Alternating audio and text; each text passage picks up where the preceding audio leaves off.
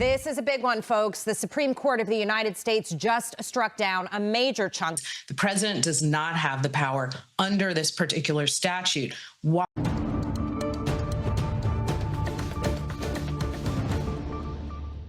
The Supreme Court handed President Trump a significant defeat for his economic agenda today, ruling his use of emergency tariffs is illegal. In a 6-3 decision, the justices determined the president does not have the power under the International Emergency Economic Powers Act to impose taxes.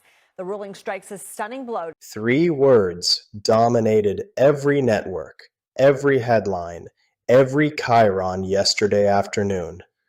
Major blow dealt. The Supreme Court, 6-3, struck down the Trump administration's use of the International Emergency Economic Powers Act, known as IEEPA, as the legal basis for sweeping global tariffs.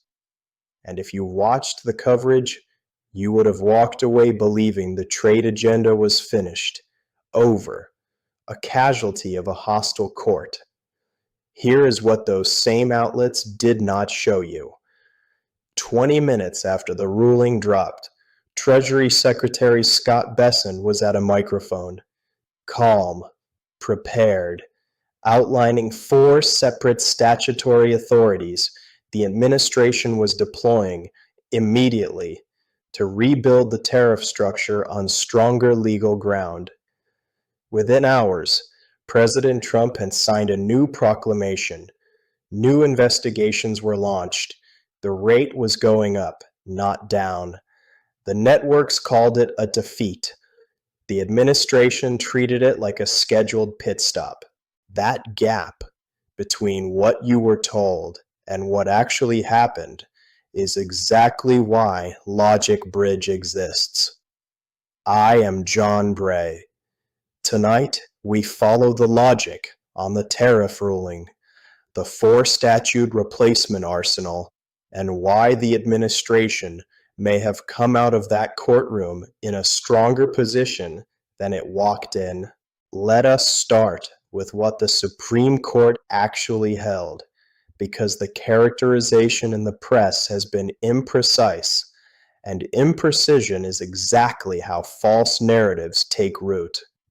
The case was Learning Resources Incorporated versus Trump.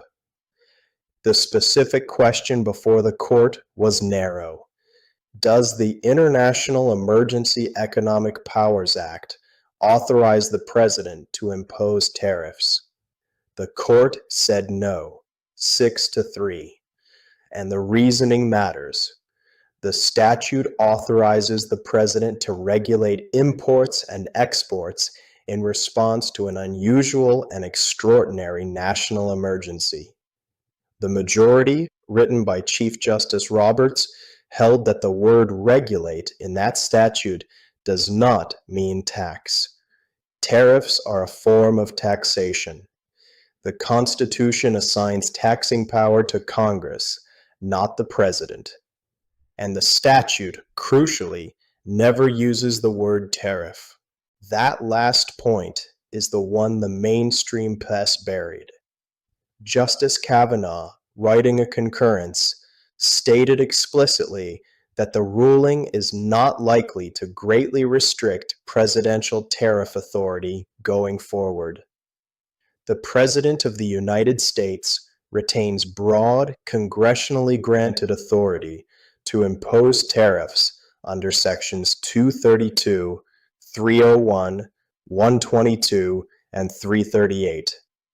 All 4 were untouched by this ruling. All 4 were preloaded and ready. The administration had been preparing this pivot since at least December of 2025, when Secretary Bessent publicly stated that if needed, the administration could recreate the exact tariff structure using alternative statutory authorities. This was not a surprise. This was a contingency plan, executed with precision. The tariffs struck down had been collecting roughly $130 billion in duties since the start of the administration. The ruling does not automatically refund that money. The question of refunds was left unresolved by the court and returned to the United States Court of International Trade. That process will take months, possibly years, and requires individual importers to file suit.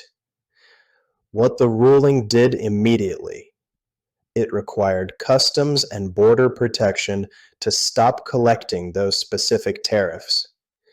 What it did not do, touch a single dollar of the Section 232 or Section 301 tariffs already in place, including all tariffs on steel, aluminum, automobiles, and Chinese imports. Let us follow the logic on where the administration goes from here, because this is where the real story is. Within hours of the ruling, the administration activated 4 separate legal pathways. Understanding each one tells you everything about how this trade strategy actually works. First, Section 122 of the Trade Act of 1974. This is the fast lane. Section 122 authorizes the President to impose import surcharges of up to 15% to address a large and serious balance of payments deficit. It requires minimal procedural steps. Implementation is nearly instantaneous. On February 20th, Trump signed a proclamation invoking Section 122 to impose a 10% global tariff. The limitation? These tariffs expire after 150 days, that is July 24th, 2026, unless Congress votes to extend them.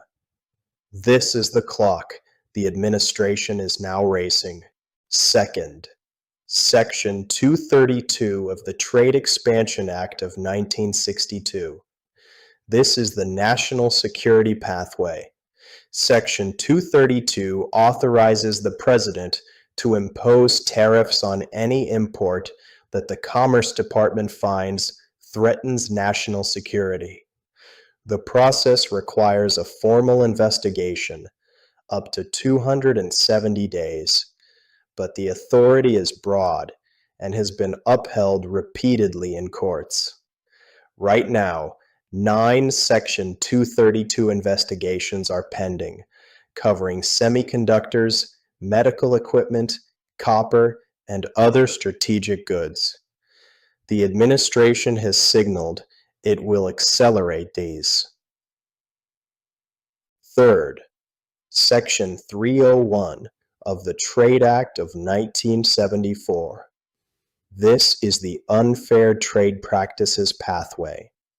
Section 301 authorizes the United States Trade Representative to impose tariffs on countries engaged in practices that are unreasonable or discriminatory toward American commerce.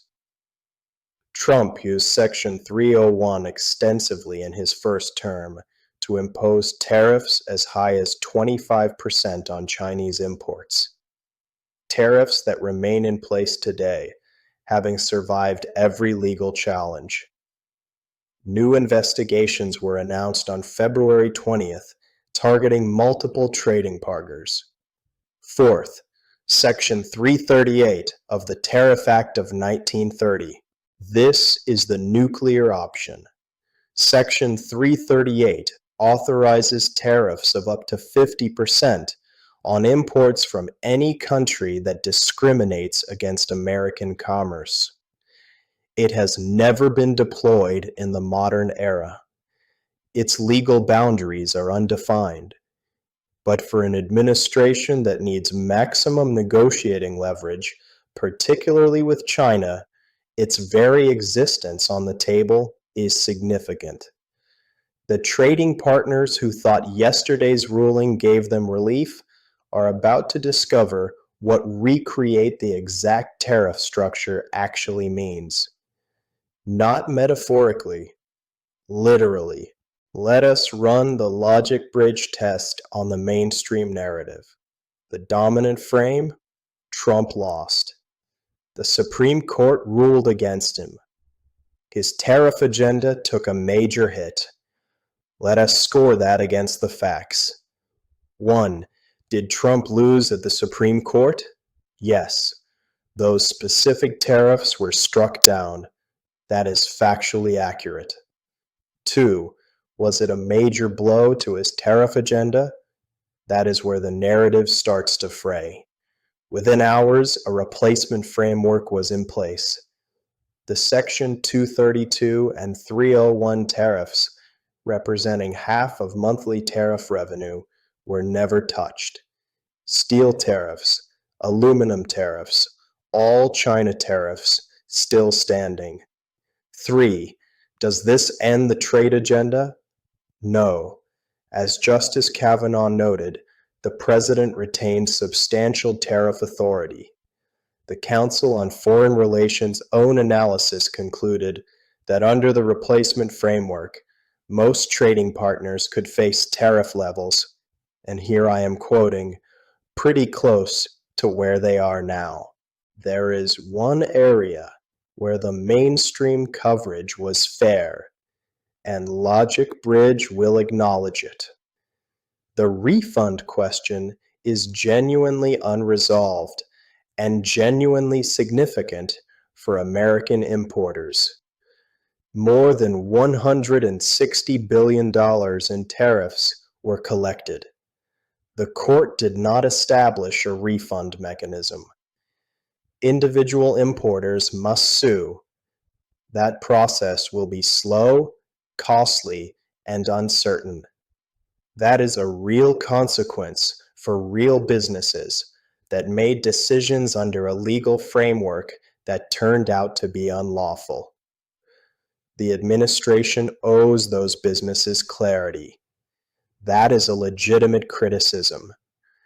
But it is a different story from the trade agenda is dead, and conflating the two, which most coverage did, serves a narrative rather than the truth. I want to take a moment to say something that may surprise you. The Supreme Court's ruling in this case is probably correct, and from a conservative, constitutionalist perspective, it should be welcomed. The Constitution assigns the power to lay and collect taxes to Congress. Article 1, Section 8.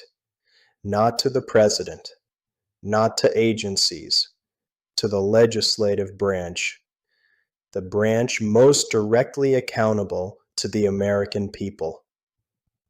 The statute the court struck down authorized the President to regulate commerce in a national emergency. Using the word regulate to justify sweeping tariff authority that raised $130 billion from American importers is a significant stretch of statutory text. The majority was right to push back on it. Now here's where it gets interesting for the trade agenda specifically. Sections 232 and 301, the statutes the administration is now pivoting to, are far more explicitly grounded in congressional authorization. Congress wrote Section 232 to let the President protect national security through tariffs. Congress wrote Section 301 to let the President respond to unfair trade practices. These statutes use the word tariff. They contemplate exactly this use. The administration's trade agenda, rebuilt on these foundations, will be harder to challenge in court, more durable in precedent, and more clearly authorized by the people's representatives in Congress. Ironically, the Supreme Court ruling may have done the trade agenda a favor by forcing it off its weakest legal leg and onto its strongest ones. That is the logic the headline never got to. Let me bring this home. Yesterday, the mainstream press told you the story of a president who lost at the Supreme Court. And in the narrow technical sense, he did. Those tariffs are gone. But Logic Bridge asks the next question. What happens now? What happens now is that an administration with a clear trade agenda and a pre-built legal arsenal is deploying that arsenal in real time. Section 122 buys 150 days. Section 232 investigations are accelerating. Section 301 investigations are being launched. Section 338 sits on the shelf, loaded. The Supreme Court did its job. It enforced the statute as written. The executive branch is now doing its job, working within the law to achieve the policy goals the American people elected this administration to pursue. That is not chaos. That is constitutional government in motion. I am John Gray. You have been watching Logic Bridge. If this gave you a clearer picture than what you saw on the networks last night, share it. That is the whole point.